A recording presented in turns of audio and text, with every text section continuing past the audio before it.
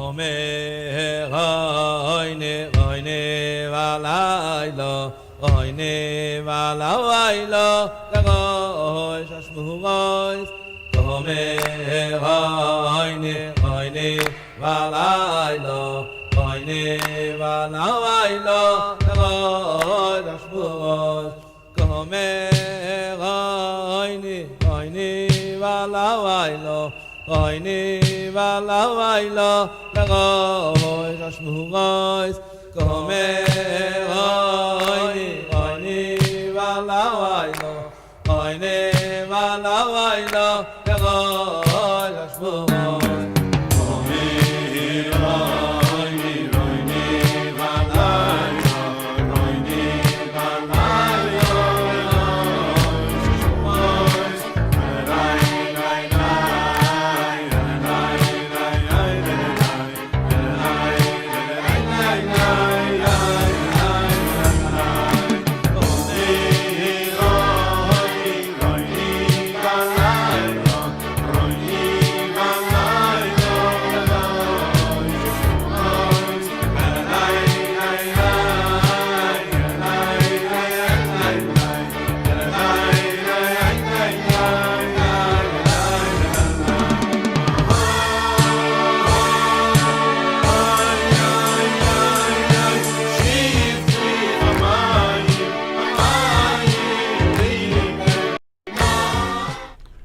Boker Tov, Shalom la Yeshiva, très chers élèves de la Yeshiva, Ashrenu, Bezrat Hashem, dans Chatzot, depuis Ouman, Ashrenu, ce sont des choses magnifiques. Ashrenu.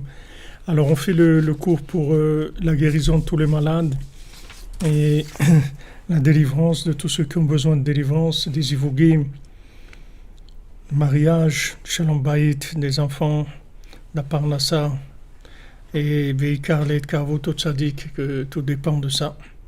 On fait les Nishmat David Raphaël Feinshil, Joar Rivet Bat Belara, Machlouf Chai Ben Ninet, Joël Yachevet Bat Mazaltov, Odet Maina Bat Yosef, Maurice Moshe Ben Rachima Suzanne, Bénédicte Charles Kofi Black, Mesoda Bat Simcha, Yaakov Ben Chassiba, Nicolas Julia Saada, Mazal Bat Sari, Avram Ben Yehuda, Daniel Aaron Ben Juliette, Aaron Ben Abraham, Joseph Désiré Ben Emily, Shmuel Ben Zaira, Maurice Ben Suzanne, Irène Bat Rachel, Refoua Shlema pour Matetiaou Ben Dina, Véronique Badina, Moshe Ben Esther, Israël Ben Simcha, Tzviya Bat Aisha, Isha Bat Chassiba, Ruth Bat Aisha, Ruth Mokoko, Israël Ben Fortuné, Dan Ben Rosa Ben Amou, Ariel Ben Mazal, Shomodo Merzele Cohen, Lilia Nathan, Ben Yocheved Cohen. Oui. On peut rajouter pour Yosef Ben Esther. Yosef Ben Esther. Shlomo Ben Esther. Shlomo Ben Esther. Donna Bat Zora. Yosef Ben Esther. Shlomo Ben Esther. Après, tu m'as dit quel nom? Donna Bat Zora. Le premier nom, c'est quoi? Yosef Ben Esther.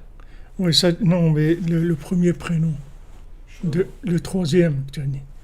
Le troisième prénom. Yosef Ben Esther, Shlomo Ben Esther, Donna Bat Zora. Ah, Donna Bat Zora. Et Mira Bat Zora.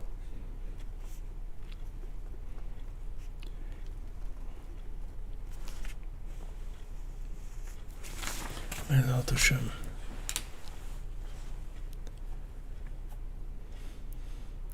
Les Mazal Tov Batrana et Refoua Shlema.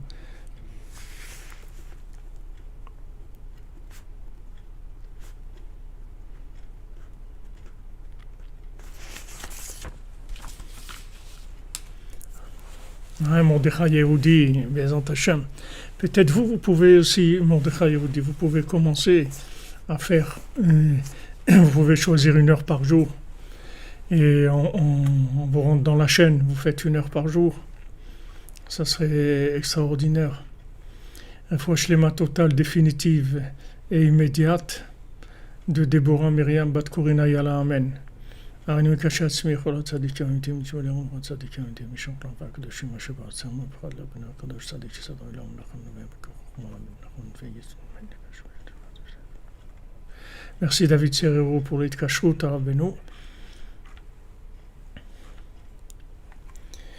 Alors, on continue dans notre Torah 60, on a bientôt fini.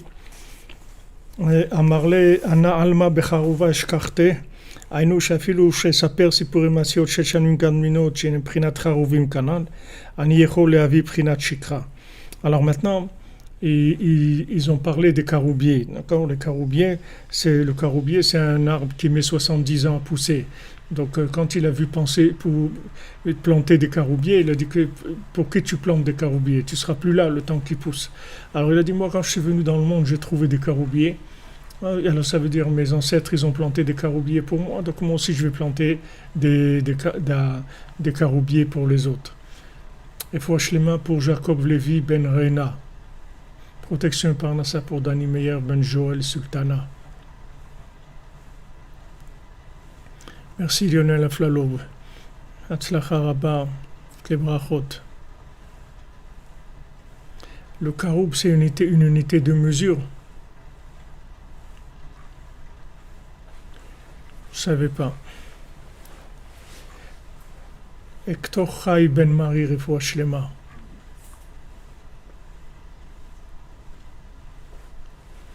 Ah, Sylvia Bousseau, c'est gentil, vous attendez pour qu'on ouvre la yeshiva à 24 heures. Voilà, on va voir, Bezat Hashem, on va recruter des enseignants et on va voir s'ils peuvent faire 1 heure par jour. Toi, Betsalel, peut-être tu peux faire 1 heure par jour? Non? Pourquoi? Hein? On verra. C'est déjà vu, je crois. Revêchement pour Oblé Ghislaine Bat Oblé Loos. L'OS. Revêchement pour Yoda Chaim Ben Esther Naomi David Ben Abraham et Sarah Tamar Bat Alissa Aisha.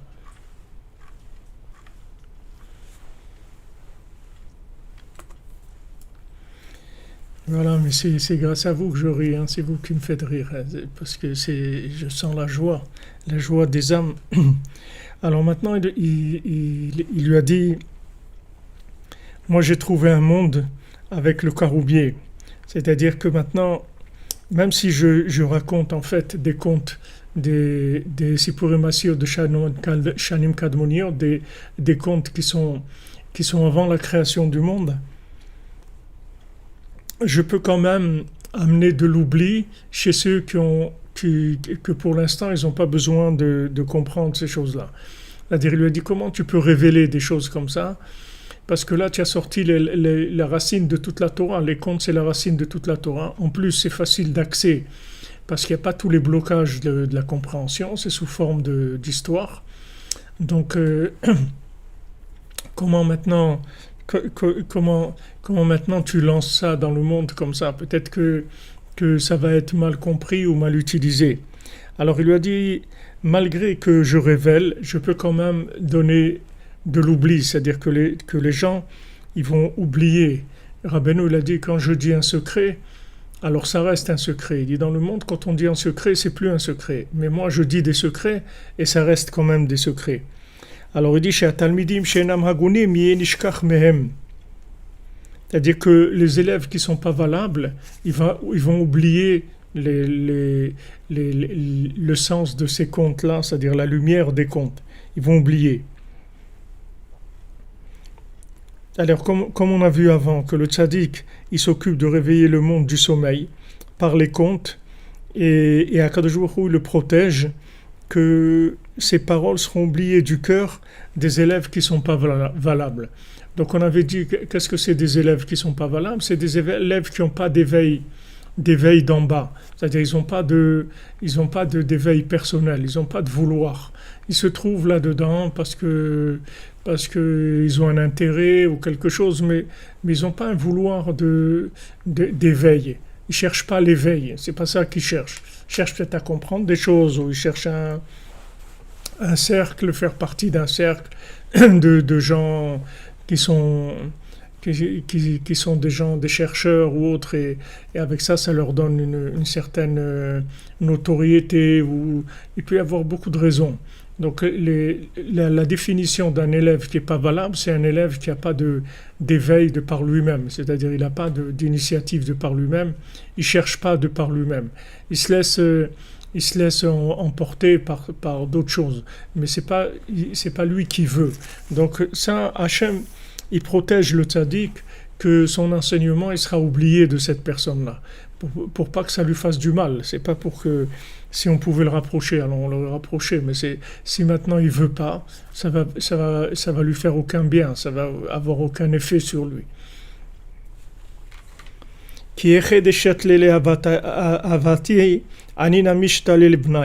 Parce que comme mes parents, mes ancêtres, ils ont planté des caroubiers pour moi aussi je vais les planter pour mes enfants.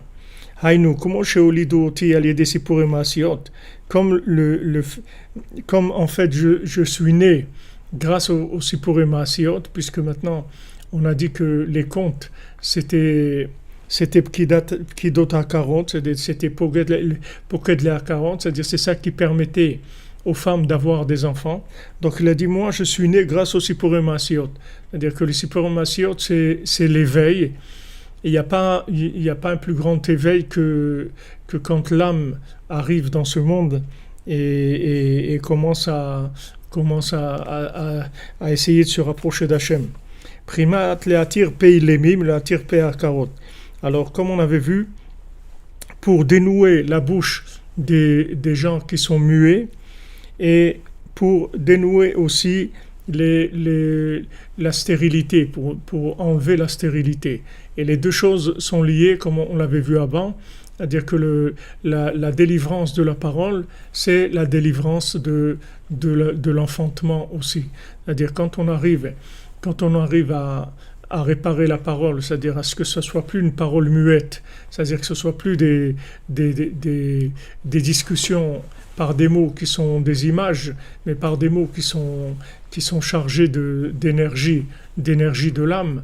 Alors à ce moment-là, ces mots-là, ils vont enfanter, c'est-à-dire ils vont faire des actions dans le monde, ils vont permettre à des gens de se réveiller, de prendre conscience de leur existence, uniquement par la parole. Parce que la parole, si on arrive à la véritable parole, alors la parole, elle est créatrice, puisque, comme on l'a vu, qu'Hachem, il a créé le monde avec la parole, Nafshi Yatsa Bedabero, que l'âme de notre âme s'exprime par la parole, mais c'est une parole de conscience, c'est une parole réveillée, c'est pas une parole endormie. Une parole endormie, ça veut dire c'est une parole qui vient de quelqu'un qui n'a pas conscience qu'il y a un autre monde et qui n'est pas connecté avec l'autre monde. Alors ces paroles sont des paroles d'endormi. C'est-à-dire que c'est quelqu'un qui fonctionne dans ce monde et il ne sait pas que en fait un jour après 120 ans, même s'il vit 120 ans ou 121 ans ou 125 ans, mais sauf il va partir d'ici. Il va aller dans un autre monde et l'autre monde, c'est le monde éternel. Donc si quelqu'un n'est pas conscient de ça, il n'est pas éveillé sur cette notion-là, c'est quand il parle, il ne sait pas de quoi il parle. C'est comme s'il se passe quelque chose quelque part et la personne, il y a une personne qui n'est pas au courant qu'il se passe quelque chose. Il se trouve dans un immeuble, par exemple, les étages supérieurs, ils sont en feu, il y a un incendie. Mais maintenant, lui, il ne le sait pas. Alors, il est là, il discute avec des gens, il parle d'affaires, si c'est un bureau d'affaires, ou il est dans un restaurant, et voilà, il discute et tout, mais il ne sait pas qu'il y a un incendie dans l'immeuble. Donc, le fait qu'il ne sait pas qu'il y a un incendie dans l'immeuble, ça fait que sa parole, elle est complètement décalée par rapport au vécu. Merci Yehuda des Corsica, notre cher ami, que le tzaddik il nous garde dans son sac, ouais. Qu'il te garde bien aussi à toi aussi et Sarah dans le sac de Rabbeinu. Si maintenant quelqu'un, vous voyez quelqu'un qui parle mais il n'est pas branché sur la chose dont il parle. Donc vous voyez que son langage, en fait, on peut même pas écouter ce qu'il dit parce que c'est rien du tout ce qu'il dit parce qu'il est en train de parler, mais il n'est pas conscient qu'il est en train de se passer quelque chose. Il n'est pas conscient de ce qui est en train de se passer du tout. C'est ce qui s'est passé dans la Shoah. Les gens, ils ont été avertis qu'il y allait avoir la Shoah. Les gens, ils ont été avertis, c'est-à-dire on leur a dit, voilà, sachez que ça a commencé, voilà, ils font des camps et ils veulent faire l'extermination, etc. Mais les gens, ils n'entendaient pas. Ils n'entendaient pas parce qu'ils n'étaient pas conscients de ce qui était en train de se passer. Donc c'était muet, c'est-à-dire c'était un langage de muet. Mais les gens qui ont entendu, les gens qui étaient branchés, ils sont sauvés, ils sont partis. Et ils ont sauvé leur peau. Il y a des gens qui sont partis en France, en Amérique. Les gens, quand ils ont entendu ça, ils n'ont pas hésité, ils ont ramassé, ils ont plié les bagages, ils sont partis. Mais si vous voulez, la parole, pour qu'elle éveille, il faut que la personne elle soit consciente, qu'elle soit éveillée. Alors comme on a dit, comme quelqu'un qui dort. Maintenant, quand quelqu'un il dort, quand il parle quand il dort, on va pas tenir compte de ce qu'il est en train de dire. Il y a des gens ils disent n'importe quoi, ils crient, et on va pas l'écouter et prendre au sérieux ce qu'il est en train de dire quand il dort. Pour les gens communs, c'est-à-dire les tzadikim, c'est autre chose. Le Harizal quand il dormait, et qu'une fois quand il dormait, le Shabbat, alors Rabbi Chaim Vital, il lui a demandé qu'est-ce que vous avez vu quand vous dormiez, qu'est-ce que vous avez vu. Il a dit si je veux te dire ce que j'ai vu pendant l'heure où je dormis là, il faut que je t'explique pendant 80 ans, il faut que je te parle pendant 80 ans pour t'expliquer ce que j'ai vu en une heure. Donc ça c'est des niveaux d'éveil extrêmement élevés qui peuvent même pas se rentrer dans le temps. Merci Patrick Valency, Hachem il vous bénisse. Maintenant, il y en a qui s'enregistrent quand ils dorment. Hein? Il y en a qui s'enregistrent quand ils dorment. Il y a des applications pour faire ça, pour écouter ce qu'ils disent quand ils dorment. Ouais. Il y a des applications comme ça. Spécial quand tu dors, ça enregistre si tu parles. Ça enregistre ce qu'il dit. Ouais. Ah ouais, bon. Le matin, ils écoutent. Après, il faut décoder parce que il y a du morse. C'est pas quelque chose des paroles qui sont claires. Donc maintenant, le niveau de conscience de l'individu, c'est ça qui va donner l'énergie d'éveil qu'il va y avoir dans sa parole, en fait. C'est-à-dire, c'est ce qui va s'appeler une parole créatrice. Une parole créatrice. Hachem, il a créé le monde qu'avec la parole. En 10 ans, il a créé. Alors, comme les tzadikim, on dit que tzadik gozer et Hachem, il est mekayem. Si un tzadik il dit quelque chose, alors ça y est, c'est quelque chose qui va se faire. C'est obligé que ça se fasse. Parce que du moment où il l'a dit, avec sa parole, ça y est, la chose, elle est née. C'est comme un enfant. Alors, c'est la même chose que la naissance. Que l'enfantement, c'est la même chose. Le zivoug, c'est la même chose. C'est-à-dire le principe d'avoir un enfant, c'est exactement le même principe. C'est un éveil qui donne la procréation. C'est-à-dire qu'il y a un éveil qui crée une communication, et cette communication, elle permet d'avoir des enfants. C'est pour ça que des gens qui veulent avoir des enfants, alors on leur dit de lire les contes, de lire les Sipurim Maasiot. Tout le temps, il y avait des Breslevers à Ouman qui n'avaient pas d'enfants. Et ils n'habitaient pas à Ouman, mais ils habitaient dans la région. Alors quand ils venaient à Ouman, il y avait un Breslever comme ça, quand il venait à Ouman, il lisait tout le Sipurim Maasiot entier. Il venait, je crois, la veille de Rosh Chodesh ou quelque chose comme ça, et il lisait tout le Sipurim Maasiot tous les mois, comme ça, il lisait tous les contes. Donc, si quelqu'un veut avoir des enfants, voilà, c'est une ségoula pour avoir des enfants, parce que le nian d'avoir des enfants aussi, c'est un nian d'éveil. D'éveil, parce que l'éveil, il entraîne le yichud, il entraîne la communication, il entraîne l'union. C'est-à-dire même pratiquement, c'est-à-dire on doit parler. Un couple, il doit parler. Avant de s'accoupler, il doit parler. Il faut parler. C'est-à-dire il y a un lien de parler, c'est-à-dire que de faire un échange par la parole.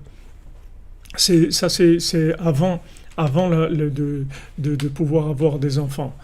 Alors quand le tzaddik il amène la refoua, le médicament de l'éveil, en fait il a réparé la parole et il a réparé la stérilité aussi. Parce que c'est la même chose. Des paroles stériles, c'est la même chose. C'est-à-dire quelqu'un, il dit des paroles stériles.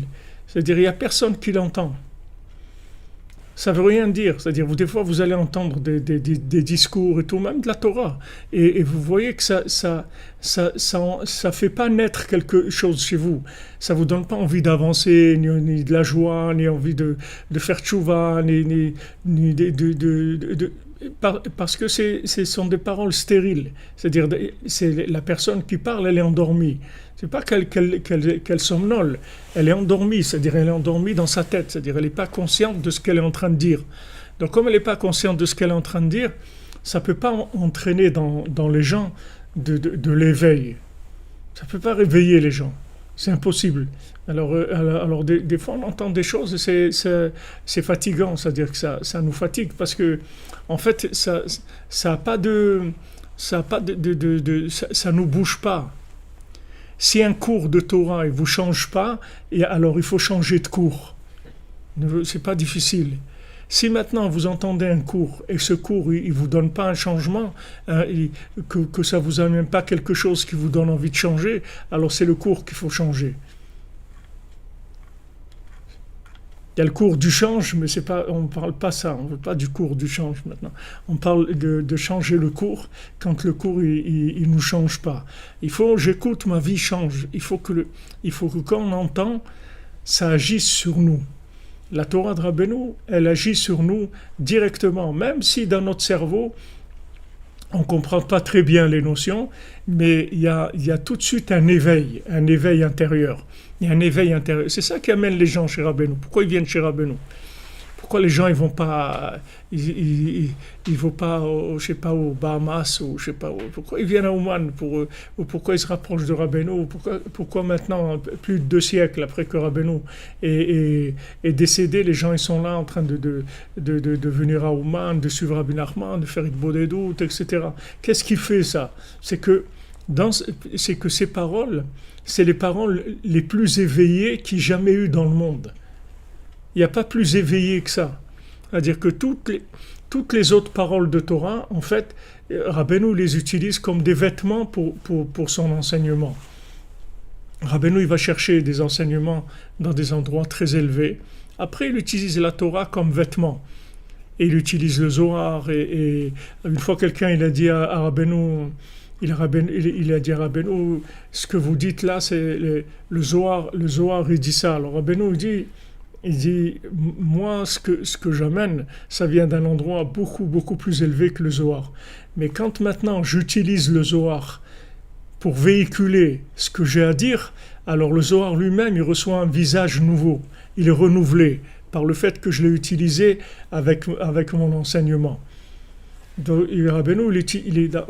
quand Rabbeinu utilise la Torah, par exemple maintenant, il est en train de parler de Choni Améagel, il est en train de ramener cette histoire de Caroubier et tout. Mais Rabbeinu, il n'a pas besoin d'amener ça. C'est-à-dire que si Rabbeinu il veut dire ce qu'il a à dire, il n'a pas besoin d'amener cette histoire des Caroubier. Il peut dire directement ce qu'il a à dire, puisqu'il nous a expliqué ce que ça veut dire. Mais après, Rabbeinu il met dans un vêtement de Torah. Alors des fois c'est un vêtement de Gemara, des fois c'est un vêtement de Zohar, de Kabbalah, de Chumash, de Mishlei, de n'importe quel livre de Torah. Rabbeinu il habille ça dans de la Torah. Mais son enseignement à Rabbeinu, c'est des Shamnim Kadmoniot, c'est un enseignement qu'il n'y a jamais eu dans le monde. C'est pas des enseignements classiques qu'il y a eu déjà. C'est pas comme quelqu'un qui est venu et qui a étudié la Torah, et il a écrit des choses par rapport à ce qu'il a étudié. Rabbeinu, ce qu'il dit, ça vient pas de l'étude. Ça vient pas de l'étude. L'étude, c'est un vêtement pour ce que Rabbeinu il a à dire, mais c'est pas de l'étude. C'est-à-dire le Likutei Moharan, le Sipurim Maaseyot, c'est pas de l'étude. C'est des visions des Shanim Kadmoniot, parce que même l'écouter Moran, c'est des Sipurim Asiot, Rav Ben Nachman dit. Mais seulement, au lieu que ça soit une histoire qui avait les démons et qu'ils sont partis il y avait le désert et tout, au lieu de raconter une histoire dans l'action, c'est une histoire dans la compréhension, mais c'est une histoire aussi. C'est pas de la compréhension comme de la compréhension intellectuelle. C'est une histoire en langage de compréhension, en langage du cerveau. Mais c'est aussi une histoire. Alors ça vient de Shanim Kadmoniot aussi, c'est-à-dire ça vient avant qu'ait la Torah, avant qu'il y ait toute notion de manifestation de la sagesse divine. C'est de là-bas que ça vient. Et après, Rabbeinu, il cherche dans la Torah sur quoi il va habiller ça, c'est-à-dire dans quelle notion de Torah il va pouvoir faire passer son message, et donc ça devient comme un Sipurim Asiot, puisque il prend l'enseignement qu'il a et il l'habille dans de la Torah. Donc c'est le même principe que les contes. Les contes, c'est quoi? C'est de la Torah, c'est de l'enseignement qui est habillé dans une histoire, d'accord? Il dit voilà, il a été à l'endroit, il y a les 2000 montagnes et tout, donc c'est une histoire. Maintenant, Rabbeinu, il fait la même chose avec la Torah, c'est-à-dire ce qu'il a à dire, il utilise la Torah pour raconter, en fait, dans la Torah, pour dire ce qu'il a à dire. Mais ce qu'il a à dire, c'est pas le résultat de l'étude de la Torah. C'est pas parce qu'il a étudié la Torah qu'il a compris ça. Ce qu'il a compris, ça vient d'un endroit où toute la Torah qu'on a connue, elle n'a jamais eu accès là-bas. Et de là-bas, il faut bien comment il va l'amener ici. Il faut qu'elle ait une piste d'atterrissage, il faut qu'elle ait un logement, il faut qu'elle ait une maison. Alors voilà, il l'amène dans la Torah. Il habite dans la Torah. Et non seulement dans la Torah, mais même dans l'action. Puisque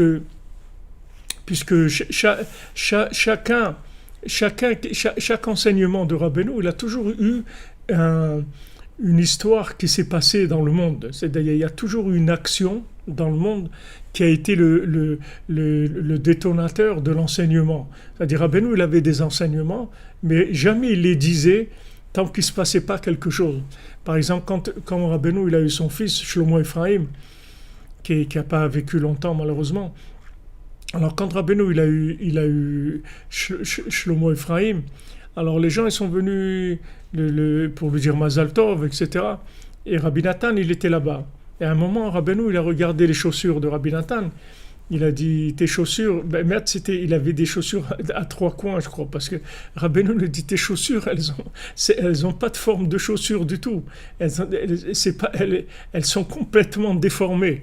Et quand Rabbeinu, il a parlé des chaussures de Rabbi Nathan, après il leur a dit, à tous ceux qui étaient là, il leur a dit, dites-moi maintenant, dans ce que j'ai dit sur les chaussures de Rabbi Nathan, comment il y a tous les secrets de la Brit Mila.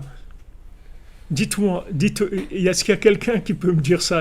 Ah, bien sûr, personne ne pourrait. Alors après, Rabbeinu, il a dit la Torah sur la Brit Mila, où là-bas, il parle de la chaussure, c'est-à-dire que Rabbeinu, il y avait toujours la situation qui se prêtait à l'enseignement. Et comme ça, tout ce qu'il a enseigné, tous les contes, toutes les Torahs, tout, il y a toujours. Une fois qu'il y avait quelqu'un qui lui disait, Rabbi, voilà, j'ai quelqu'un de ma famille qui est malade, il a ça et ça. Ok, Rabbeinu, sur le moment, il disait rien. Et après, Rabbeinu, il disait une Torah. Et dans la Torah, il y avait l'histoire de la personne qui est malade. Et en même temps, il guérissait la personne. En même temps, il parlait de ça. Et en même temps, il guérissait la personne. Pourquoi je vous parle de ça? Parce que les gens, ils ne savent pas qu'est-ce que c'est l'Likutei Moharan. Les gens, ils croient que l'Likutei Moharan, c'est un livre comme on étudie un autre livre, un livre de Torah. C'est pas un livre de Torah comme on étudie la Torah. C'est de la Torah qui vient d'un niveau qu'on n'a jamais entendu, on n'a jamais vu. Et donc, c'est une Torah qui a la capacité de changer l'individu. C'est-à-dire qui va lui donner, qui va le réparer de l'intérieur, en fait, qui va le guérir. C'est une Torah qui guérit l'âme, qui guérit le nefesh. C'est-à-dire, tu n'as pas besoin après de faire des choses. C'est-à-dire, tu vas faire des choses. Mais les choses que tu vas faire, c'est pas parce que tu as décidé de les faire. C'est parce que la Torah, elle va te faire faire ces choses-là. Donc Hachem, il a dit, je vais faire en sorte que vous allez faire ma volonté. Hachem, il a dit, à la fin des temps, je vais faire en sorte que vous allez faire ce que je veux. En fait, en fin de compte, vous allez faire ce que je veux. C'est-à-dire la raison pour laquelle j'ai créé le monde, vous allez arriver à ça. Alors maintenant, on peut se demander, mais comment il va y avoir le libre arbitre? Si maintenant Hachem, il va nous changer, c'est-à-dire que si lui, il sait qu'il va nous changer, comment il va y avoir le libre arbitre? Alors, en fait, Rav Amram Nachman, il explique dans Corvéor que le libre arbitre, c'est pas de faire ou de pas faire. C'est pas ça le libre arbitre. Rabbeinu, il a dit dans l'Écoutez Moran que le libre arbitre, c'est si tu veux, tu fais, si tu veux pas, tu fais pas. D'accord? Rabbeinu l'a défini comme ça, le libre arbitre. Mais Rav Amram Nachman, il dit, c'est quoi ce je veux là? C'est-à-dire, est-ce que tu y crois ou pas? Si maintenant tu crois dans les paroles du tzaddik, dans l'enseignement du tzaddik, dans le tzaddik et dans ses enseignements, alors plus tu vas avoir des mounas dans ce qu'il dit, et plus les paroles elles vont agir sur toi. Parce que ces paroles-là, ce sont des paroles d'éveil d'un niveau extrêmement élevé. Seulement pour y avoir accès, il faut la émouna. Maintenant, ton libre arbitre, il est dans le travail de la émouna. C'est-à-dire ce que Rav Amram Nachman, il appelle dans les klalim, il a dit 18 klalim, 18 clés d'étude du Likutei Moharan. Et parmi ces clés-là, il y a une clé, un principe qui s'appelle Moshe Mashiach. C'est-à-dire qu'il dit pour étudier le Likutei Moharan, pour pouvoir comprendre le texte, il faut que tu sois conscient que celui qui a dit ça, c'est Moshe Mashiach. C'est-à-dire c'est l'âme de Moshe Rabbeinu, mais messianique. C'est-à-dire l'âme de Moshe Rabbeinu complète. Pas comme elle était dans Moshe Rabbeinu, ni dans Rabbi Shimon, ni dans le Rizal, ni dans le Baal Shem Tov, mais dans Rabbeinu. Dans Rabbeinu, c'est la Neshama de Moshe Rabbeinu, l'âme de Moshe Rabbeinu, mais en totalité, c'est-à-dire quand elle est venue complète. Elle est venue sous la forme de Rabbeinu. Maintenant, si tu ne sais pas ça, si tu n'es pas conscient de ça, tu ne peux pas comprendre le texte. Tu ne peux pas comprendre le texte. C'est comme si tu donnes un texte à quelqu'un tu lui donnes une ordonnance, par exemple. Alors il lit l'ordonnance, il dit ok, j'ai vu, etc. Il dit non, mais cette ordonnance, elle est pour toi. Il dit mais qu'est-ce que ça veut dire elle est pour toi? Il dit parce que voilà, on t'a diagnostiqué, tu as ça, et ça c'est les médicaments pour toi. Donc si maintenant lui qui prend l'ordonnance, il n'est pas conscient qu'il est malade et que cette ordonnance, elle est là pour lui donner les médicaments pour se soigner, il va rien faire. C'est-à-dire que cette ordonnance-là, au maximum, il va la regarder un petit peu et il va la jeter après parce qu'il n'y a pas il n'est pas concerné. Il faut qu'il soit concerné. Maintenant, pour être concerné, il faut que tu aies la émouna que c'est Moshe Mashiach qui parle. En fait, c'est le Mashiach qui parle. Le Likutei Moharan, c'est le Mashiach qui parle. C'est pas un enseignant de Torah. C'est le Mashiach qui est en train de parler. C'est-à-dire que les paroles de Rabbeinu, c'est le Mashiach. Rabbeinu, il a dit, voilà, moi j'ai donné... Le Mashiach, il ne va rien dire d'autre que ce que j'ai dit moi. C'est-à-dire, le Mashiach, il ne va pas sortir une nouvelle Torah. Le Mashiach, il va parler du Sipurei Maasiot, du Likutei Moharan, du Likutei Halachot, de Sefer Hamidot. C'est ça qui va parler, le Mashiach. Seulement, le monde va arriver à une maturité pour pouvoir y croire.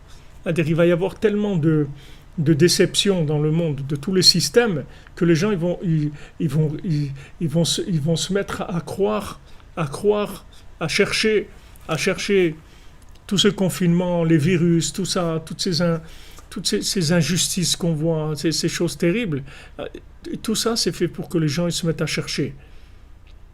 Ils se mettent à chercher. Maintenant, quand ils vont avoir juste l'éveil de vouloir chercher, alors ça y est, le Sipurei Maasiot, il rentre en action. Parce qu'en fait, la Torah de Rabbeinu, elle est partout. Elle n'est pas que dans l'Likutei Moharan. Elle est à la boulangerie, elle est à Carrefour, elle est dans l'avion d'Air France, elle est avec le pilote, elle est avec les stewards, elle est avec les chauffeurs de bus, avec les chauffeurs de métro. Elle est partout. C'est-à-dire l'enseignement de Rabbeinu, il est partout parce que ça dit qu'il est Sodolam. Seulement pour l'attraper, il faut une connexion. Il faut une connexion. Maintenant, dès qu'il y a la connexion, après, il y a une chose qui va t'amener à une autre automatiquement. C'est-à-dire quand tu vas attraper à l'endroit où tu es la connexion, ça y est, cette connexion va t'amener, tu vas passer d'un serveur à un autre, d'un serveur à un autre, un serveur à un autre, et tu vas commencer à découvrir. En fin de compte, tu vas te découvrir toi-même, tu vas commencer à exister, et tu vas commencer à vivre en connexion avec Hachem. Tu vas commencer à appeler Hachem. Tu vas commencer à ouvrir ta bouche, à parler avec Hachem, à sortir de l'esclavage. C'est à ça qu'il veut nous amener Rabbi Nachman.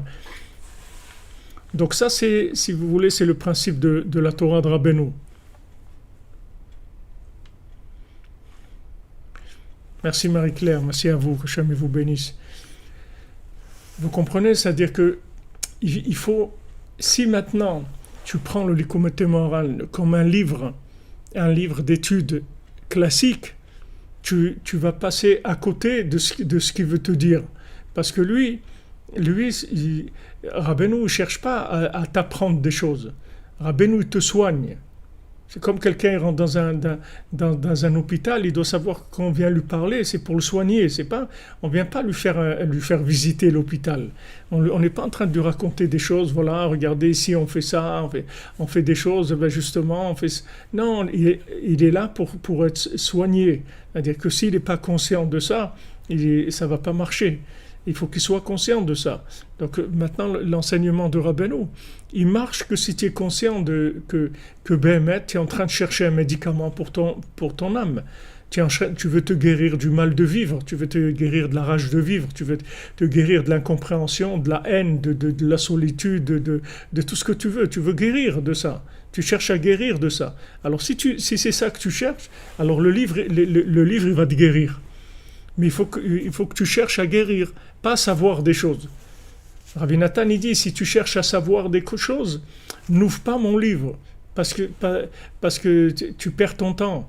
Moi, je n'ai pas écrit le livre pour t'enseigner du savoir. Du tout. Moi, j'ai écrit les Likutei Halachot pour quelqu'un qui sait qu'un jour, il va être dans une tombe, et il ne sait pas du tout comment ça va se passer pour lui. Et il s'inquiète.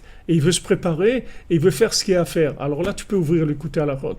Mais maintenant, si tu veux connaître des chidushim, des beaux chidushim sur la paracha, ou des choses comme ça, ils disent pas la peine d'ouvrir, c'est de la perte de temps. Prends d'autres livres. Il y a des livres qui sont beaucoup mieux même. Si tu veux trouver des chidushim sur la paracha, des gematriot, des valeurs numériques, avec des lettres qui ressemblent à ça, et d'autres, la valeur numérique de tel mot, avec telle chose, etc. Si tu veux des choses comme ça, c'est pas la peine d'ouvrir les livres de Rabbeinu, c'est pas fait pour ça. Les livres de Rabbeinu, c'est pas fait pour ça. Les livres de Rabbeinu, c'est des médicaments. Et le médicament principal, c'est l'éveil. C'est ça le médicament.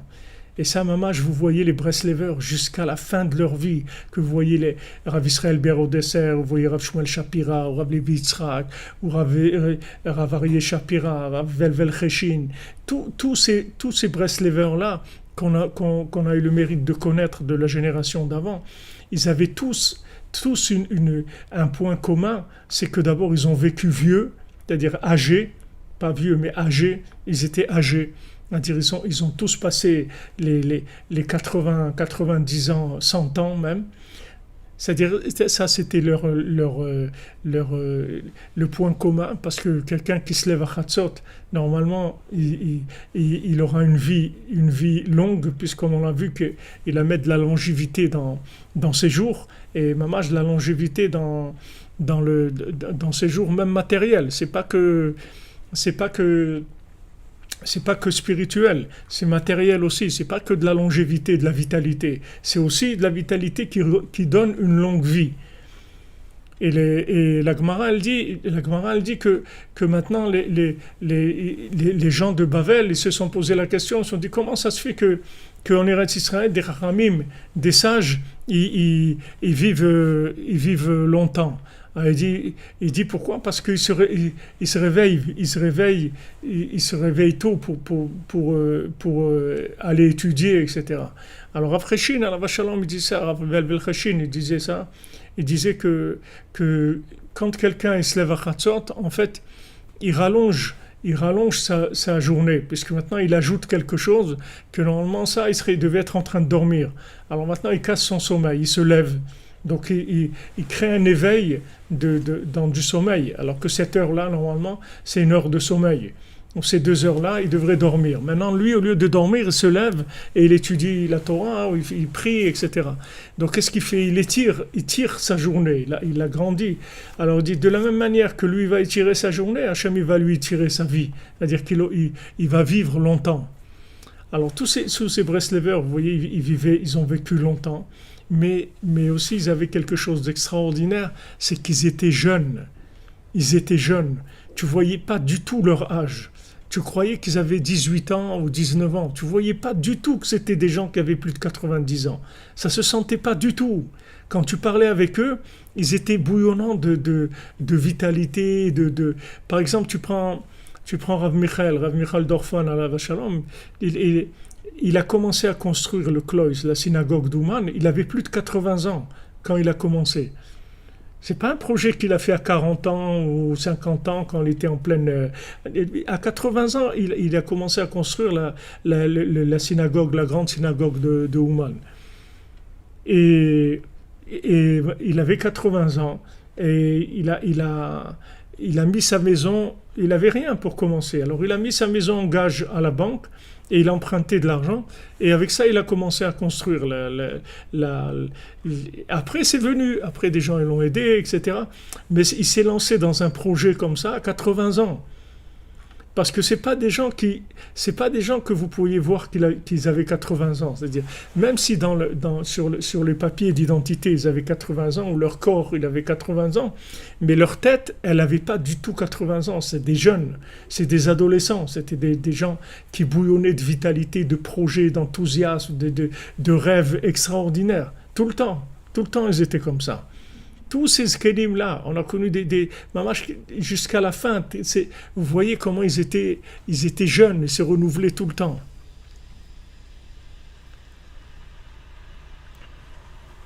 Merci Aaron Ben Rivka. Merci pour la tzedaka, pour le Mishkan.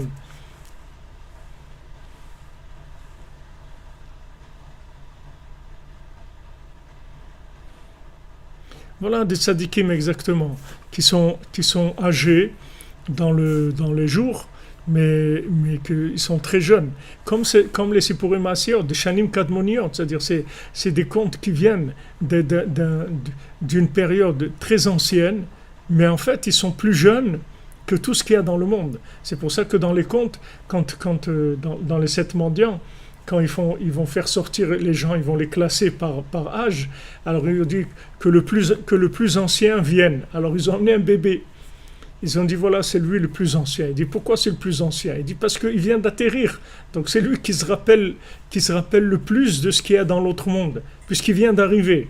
Donc c'est comme le pain chaud, c'est-à-dire il est tout frais là, il vient d'arriver. Donc en fait c'est lui le plus âgé de tous les gens qui y a là.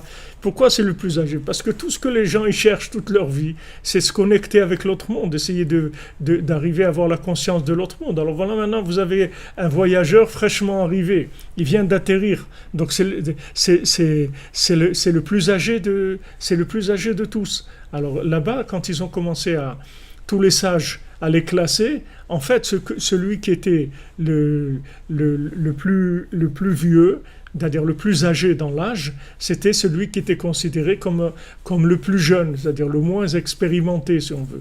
Parce que ça faisait tellement de temps qu'il est ici que les notions, en fait, elles sont pas fraîches chez lui. Mais chez le bébé, comme maintenant il vient d'arriver, donc c'est... Alors après, il y a l'aigle qui prend le mendiant et il lui dit « Viens avec moi ». Et l'aigle, c'est le principe du renouvellement, puisque « Chadesh kenesher naoraichi », c'est écrit dans le Teilim, dans le psaume, renouvelle comme un aigle ta jeunesse, c'est-à-dire reste jeune comme l'aigle.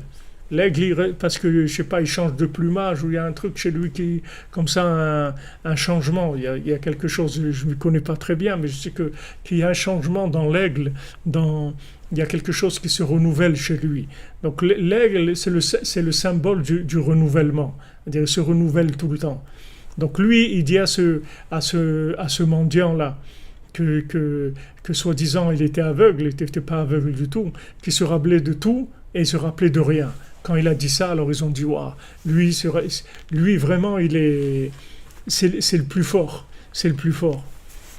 Et maintenant, tout ce qu'on est en train de vivre, c'est-à-dire toutes ces épreuves-là, que vous voyez de l'incompréhension, comment les gens ils s'ouvrent en Israël, ils voient la police frapper des gens dans des mariages, des gens mamash ensanglantés dans des mariages, des trucs horribles, des trucs terribles et tout. Tout ça, c'est pour casser notre compréhension, c'est tout.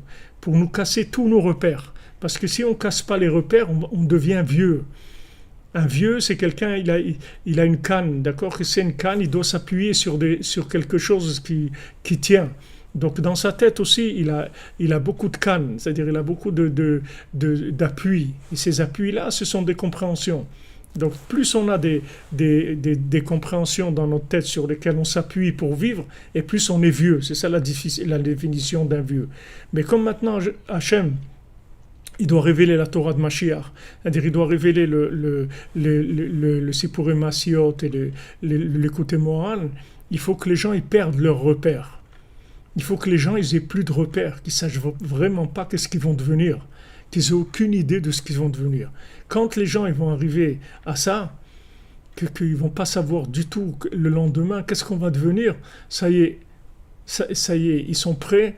Ils ont touché l'infini. Ils commencent à s'approcher des notions qui sont intéressantes et on va pouvoir les soigner surtout. Parce que tant que maintenant ils pensent qu'ils savent des choses, on ne peut pas les soigner parce que leur compréhension, elle les bloque. Mais quand la compréhension, elle va plus elle va plus exister parce que tous les repères, ils vont être complètement chamboulés. Alors à ce moment-là, les gens ils sont prêts pour recevoir les enseignements de Mashiach. Donc, tout ça, on est parti on est parti. Ah, vous dites que c'est pour ça que les USA, ils ont un aigle sur leur blason. In God we trust, oui.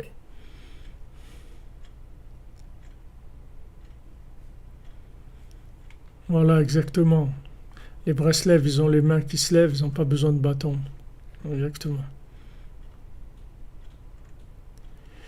Voilà, mais il y a beaucoup de policiers en Israël qui ont démissionné, là. Beaucoup de policiers qui ont déchiré leur carte de policier parce que ce qu'ils ont vu, ça les a trop retourné. Mais c'est pas qu'en Israël, c'est dans le monde entier. C'est-à-dire, il y a tout ce virus et toutes les réactions qu'il y a, c'est uniquement pour nous déstabiliser, c'est tout. Et quand on est déstabilisé, c'est bien pour nous. C'est pas bien pour le confort, mais c'est bien pour notre âme. C'est pas bien pour notre corps, mais c'est bien pour notre âme d'être déstabilisé. Parce que ça y est, on commence à chercher, on passe à autre chose, on cherche d'autres choses. Mais avant, on ne pouvait pas. On a des repères, on appuie sur un bouton ici, un là, etc. Et voilà comment on vit.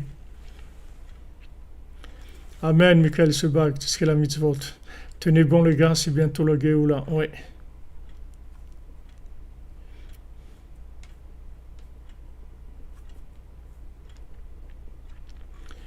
On est dans la Géoula. Moi, c'est un diamant un diamant de couscous, ouais, un couscous. Mais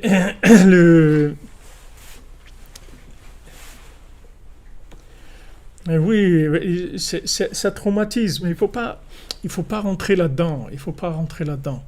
C'est-à-dire, il ne faut pas rentrer dans l'émotionnel et les nerfs par rapport à ces choses-là, parce que vous perdez la raison pour laquelle c'est venu.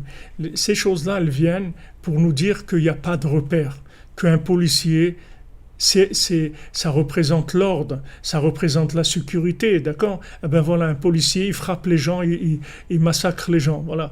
Donc c'est plus donc un policier, c'est pas un policier, c'est quoi? Ah ben c'est rien, c'est tout. C'est tout. Et que ce soit en Israël ou à Paris ou n'importe où, il y a des vidéos, voilà les policiers ce qu'ils font, voilà les abus de la police, voilà les trucs. Dans le monde entier, en Amérique, voilà le policier qui a tué quelqu'un, voilà. C'est partout, parce que ce qui représente la sécurité, Hachem, il veut l'enlever. Il ne veut pas qu'on soit sécurisé. Hachem, il veut qu'on cherche. Il ne veut pas qu'on soit sécurisé. Et si on est sécurisé, on ne cherche pas. Donc celui qui représente la sécurité, le policier, il faut déstabiliser cette notion-là. Et le Nishmat de Dov Ben Marlène.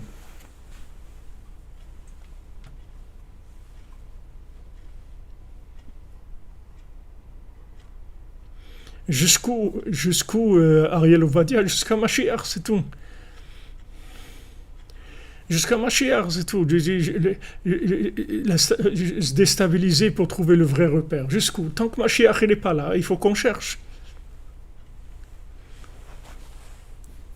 Tant qu'il n'y a pas ça, on n'a rien fait, c'est tout. On est là, on attend.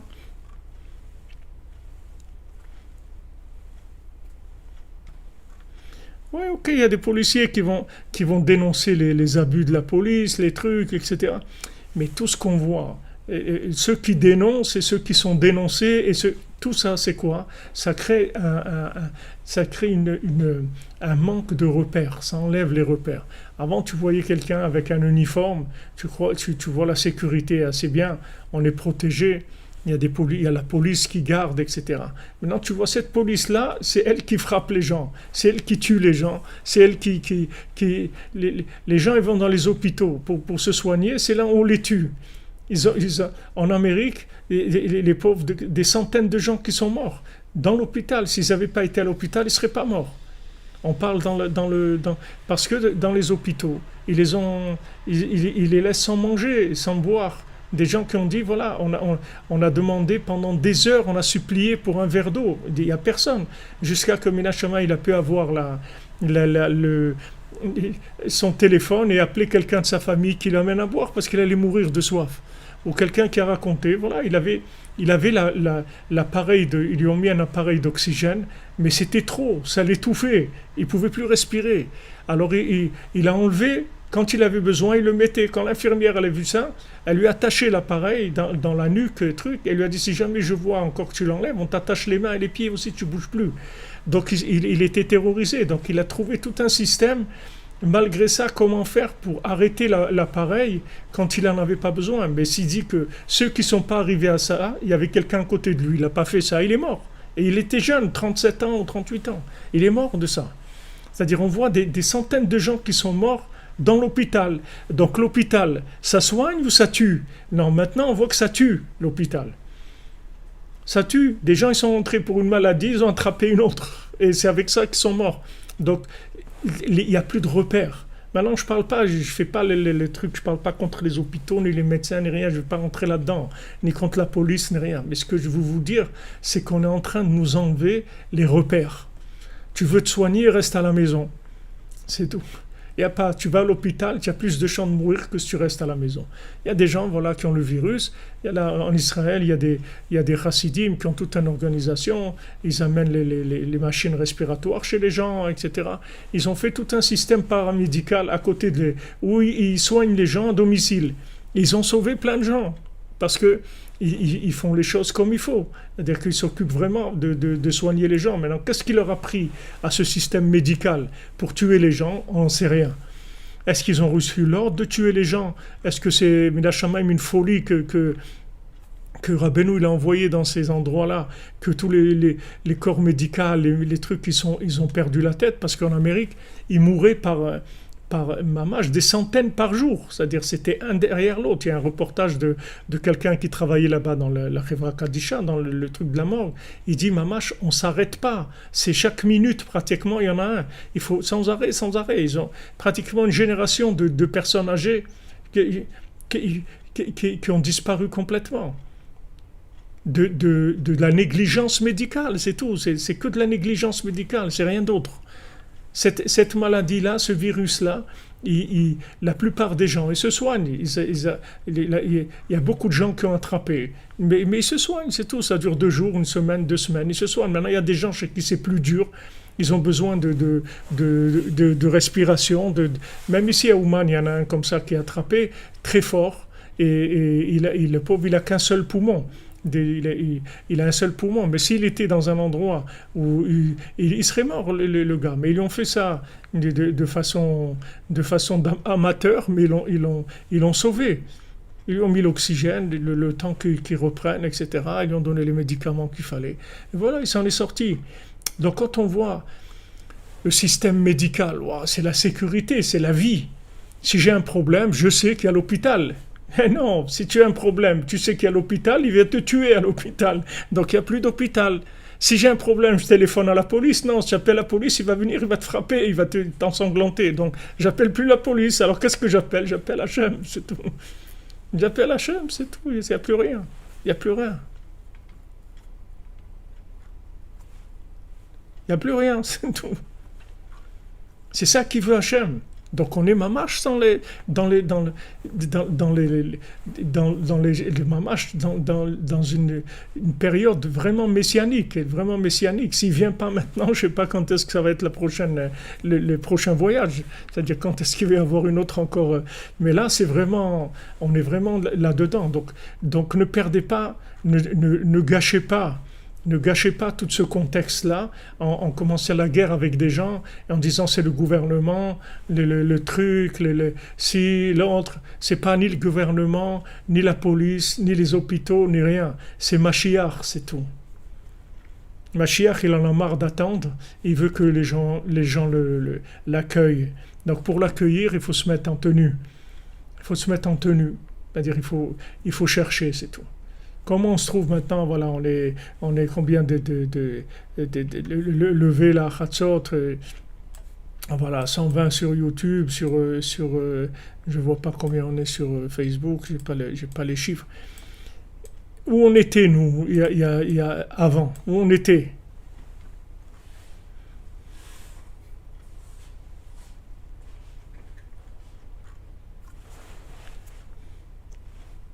Ah ouais, gendarme, comme vous dites, ouais. Voilà, c'est ça. C'est-à-dire, nous, on doit s'occuper de notre âme, on doit s'occuper de chercher une autre dimension dans la vie. On doit s'occuper de ces choses-là. Alors, il y a des gens, ils sont toute la journée avec moi, je reçois des milliers de WhatsApp dans la journée. Des vidéos de ça et de l'autre, et là-bas, ils ont tapé celui-là, ils ont fait là-bas, ils ont tiré une fille là-bas, une dame, ils l'ont fait tomber, la police. Sans arrêt, les gens sont très énervés, ils veulent la révolution, ils veulent faire des trucs, ils sont très, très en colère, etc. Mais c'est pas là où ça se trouve, la solution, elle se trouve pas là-dedans.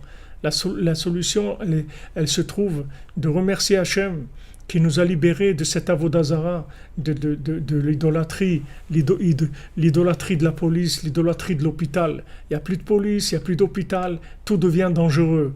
Le seul repère qu'il y a, c'est Echad, ça a toujours été le repère du monde, et c'est là où il faut aller. C'est tout. Ça, c'est la préparation messianique. On est dedans complètement. On vit complètement dedans. Alors, il dit, voilà, Rabbeinu dit, il rapporte ce qu'il a dit Rabbi Yochanan ici, dans la Gemara Ta'anit, qui a rapporté ça.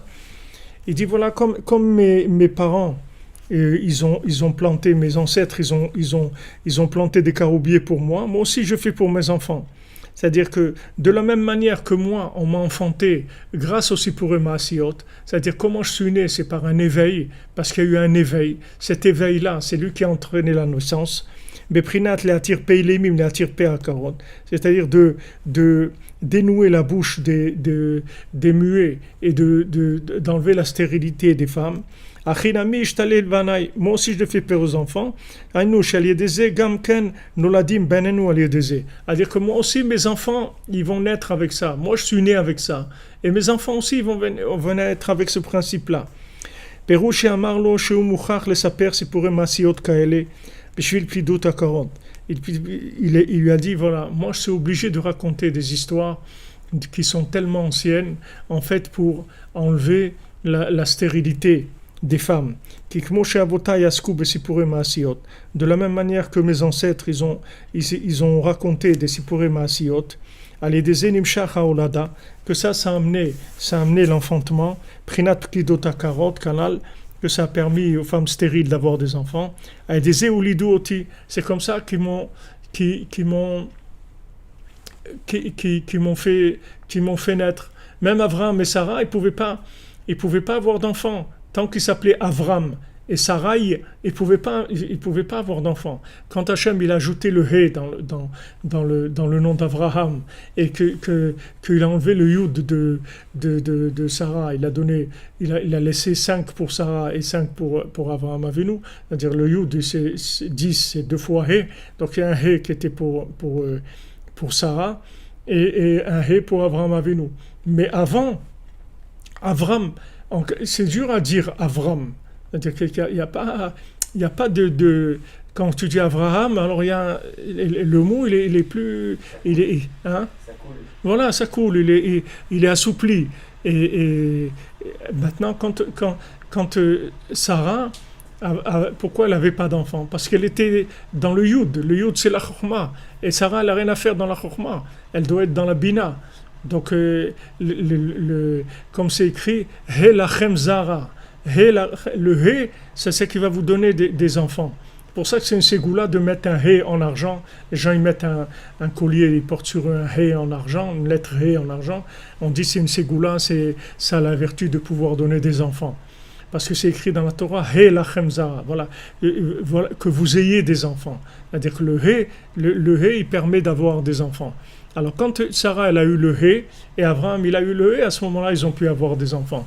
Donc maintenant ces notions-là, ce sont des notions qui permettent, on ne sait pas les blocages d'où ils viennent. On sait que les blocages viennent du fait que les choses ne sont pas à leur place. Donc maintenant dans les Sipurim Maasiyot, tout simplement ça va réveiller la personne, elle va commencer à vivre mamash sa vie, parce qu'elle va se réveiller. Comme quelqu'un qui était en train de dormir, maintenant il se réveille, ça y est, il va commencer à travailler, à faire des choses, à manger, à faire ce qu'il a à faire. Mais quand il dort, il fait rien du tout. Donc quelqu'un qui dort dans sa conscience, qui est inconscient, il fait rien du tout, il fait pas avancer les choses. Il faut qu'il se réveille. Il faut qu'il se réveille. Donc le tzaddik, il dit, moi je raconte des contes, c'est avec ça que moi je suis né, et c'est comme ça que je vais faire naître mes enfants aussi. Je dois enfanter mes enfants avec ça. Parce que l'enfantement, il vient principalement des Sipurim Maasiyot. Tous les enfants qui naissent dans le monde, c'est pas que les femmes qui peuvent pas avoir d'enfants. C'est-à-dire tout le principe de l'enfantement, il vient de Sipurim Maasiyot.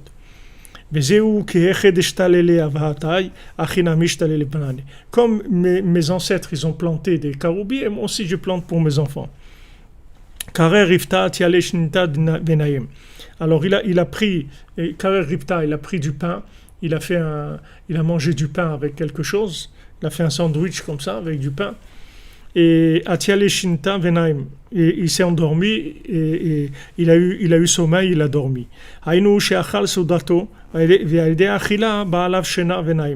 C'est-à-dire il a mangé son repas et avec le manger il a eu sommeil et il s'est endormi. Maintenant il est tombé dans un principe de sommeil. Bien sûr selon son niveau à lui, c'était quelqu'un de très grand, puisque ici on parle de Rabbi Yochanan. Donc c'est quelqu'un de très grand, mais selon son niveau à lui, la nourriture, ça l'a fait descendre. Comme on a vu dans le premier conte, que maintenant quand il a mangé, la première fois il a mangé, après il a bu. La première fois qu'il a mangé, il a dormi aussi. Mais quand après il a bu du vin, il a dormi 70 ans. Mais quand il a mangé seulement de la pomme, il s'est endormi. Donc il est tombé dans l'inconscience. Comme Rabbeinu l'a rapporté plus haut dans cette Torah, que des fois, avec la nourriture, quelqu'un ça peut l'endormir. C'est-à-dire que la nourriture, elle peut endormir l'individu, c'est-à-dire elle fait perdre la conscience, c'est-à-dire en mangeant, ça peut rendre la personne inconsciente. Alors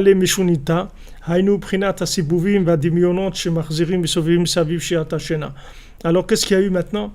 Il y a eu des choses méchounotes, des choses qui sont complètement bizarres qui lui sont arrivées. Alors Rabbeinu dit qu'est-ce que c'est ces choses bizarres? C'est toutes les fantasmes, les choses qu'il y a dans le sommeil.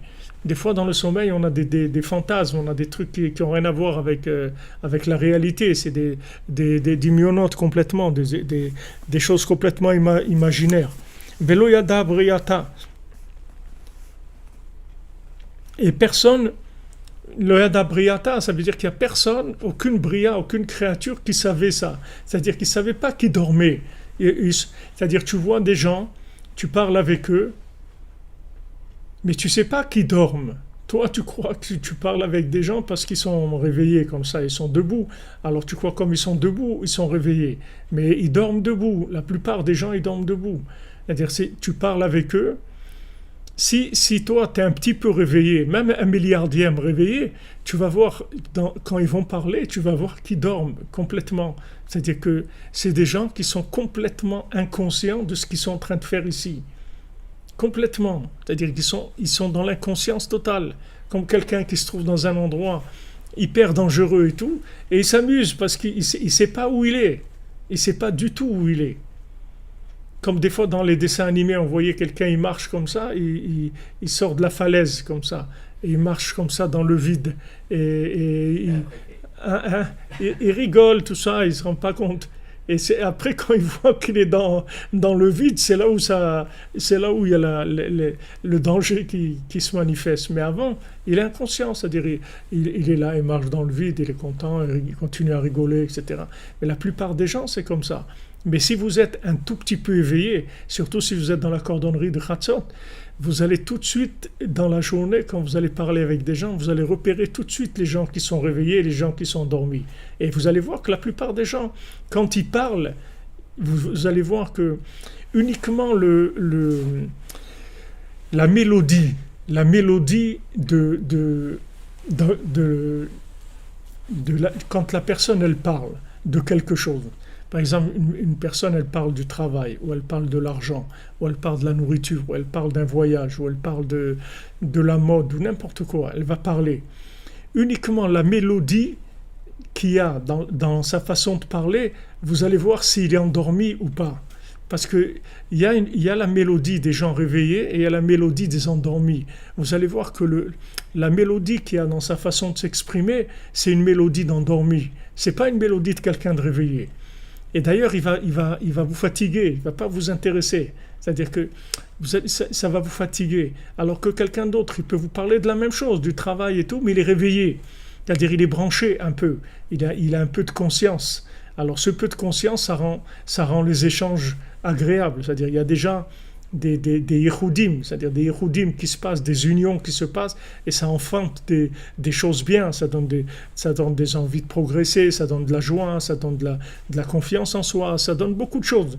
Quand on échange avec des gens qui sont réveillés, ça amène toujours des choses nouvelles, ça nous fait toujours avancer.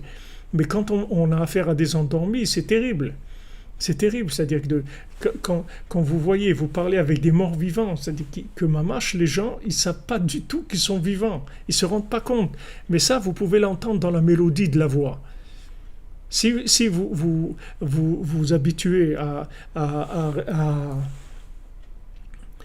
si vous habituez à être connecté avec l'arbre de David, avec le Chatzot, vous faites ça régulièrement, vous allez avoir après, vous allez avoir comme un diapason dans les oreilles, dans le cœur.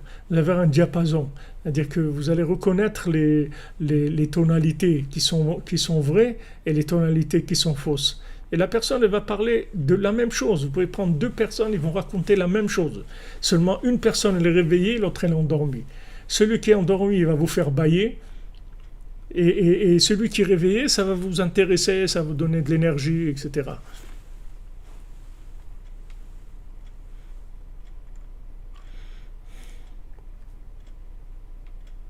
Vous dites lobotomiser. Sandrine, c'est des mots qui ne sont pas dans mon... Je ne connais pas ces mots. Je les connais comme ça, mais ce n'est pas des mots que dans mon vocabulaire. Donc ça doit être plus fort qu'endormi. Oui, c'est ça, ça donne un enrichissement ou ça ennuie.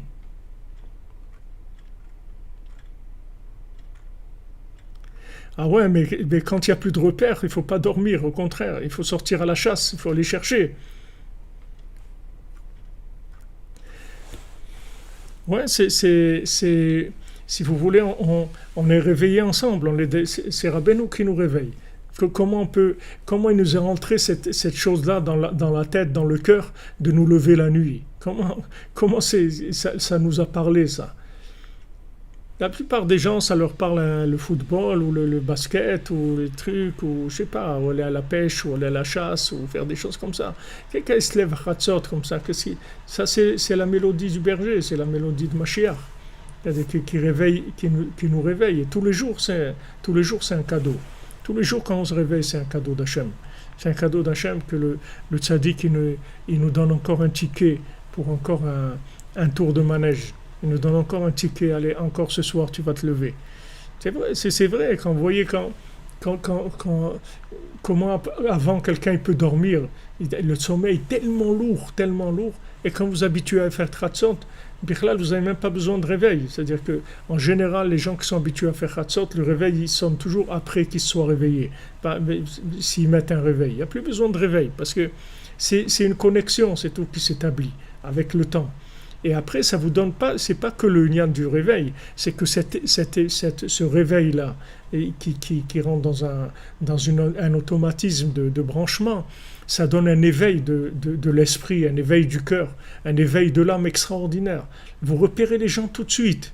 C'est-à-dire que vous allez voir tout de suite les zombies, les endormis et les gens qui sont réveillés. C'est quelque chose qui va se faire de façon très simple, très intuitive. Vous n'avez pas besoin de réfléchir. Merci à vous.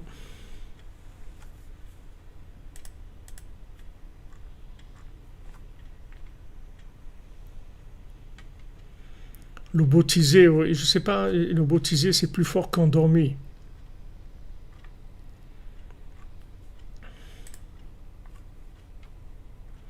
Ah d'accord, comme dans le vol aussi d'un coucou, lobotomiser les patients. Ok, c'est-à-dire c'est les droguer, quoi, les faire, les rendre complètement inertes et inconscients. Ouais, c'est le système, il a enlevé la conscience. Maintenant, pour qu'Hachem il nous ramène notre conscience, il est obligé de nous enlever tous les repères qu'on s'est créés dans cette vie inconsciente dans laquelle on nous a mis.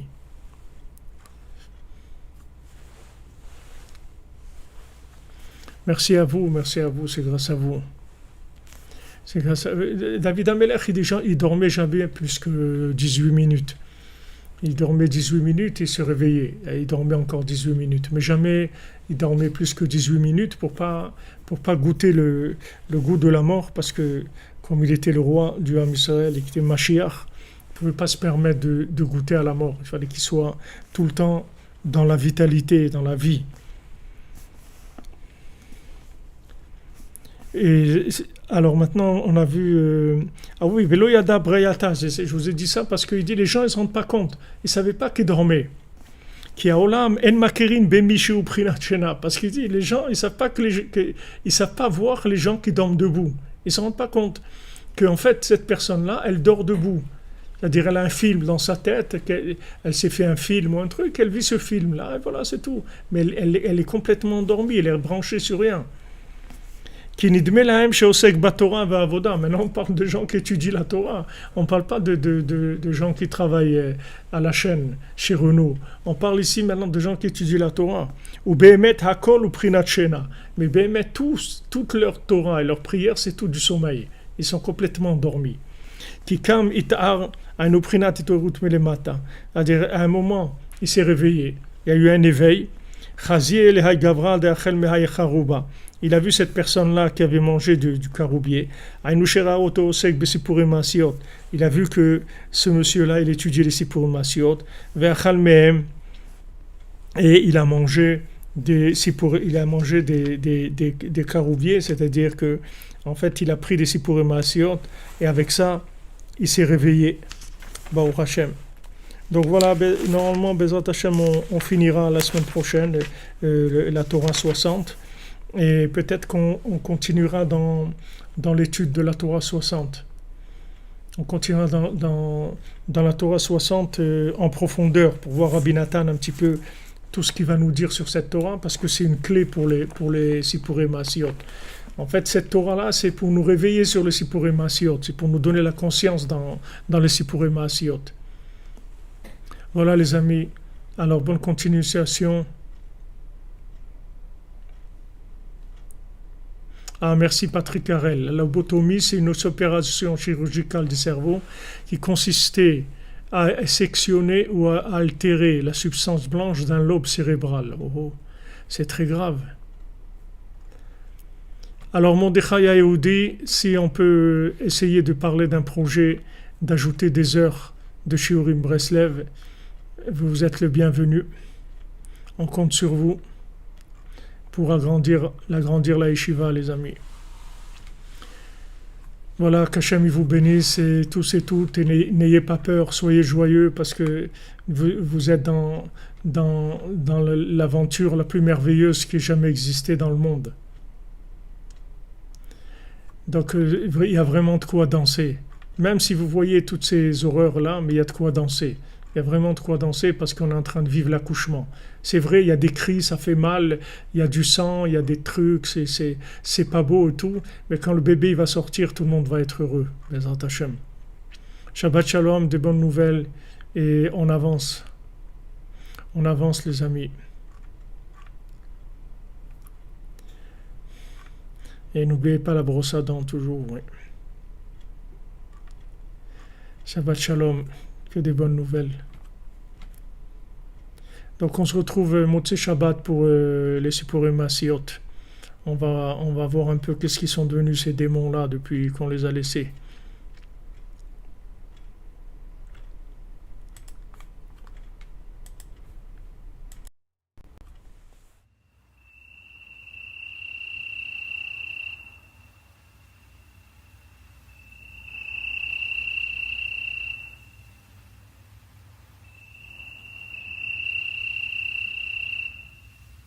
Omer oyne valaylo oyne valaylo lagoy shashmugoy Omer oyne valaylo oyne valaylo lagoy shashmugoy Omer oyne valaylo oyne valaylo lagoy shashmugoy Omer oyne valaylo oyne valaylo lagoy shashmugoy